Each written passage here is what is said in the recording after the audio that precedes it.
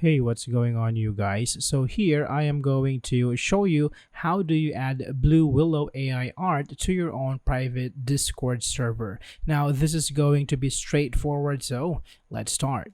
So first you can go to rookie servers here, and once you see Blue Willow, you can either click on the picture or on the name. So I'm just going to click on the name, and here you can click add to server. Now you can choose which server you want to add. I'm going to add it here and click and continue.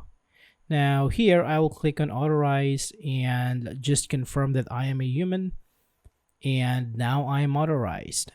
Okay, so I can go to my server now and type imagine a cool AI art pic. Alright, now Blue Willow just made this art for me. Okay, so that's it for this video, guys. Thank you so much for watching, and I will see you in the next one.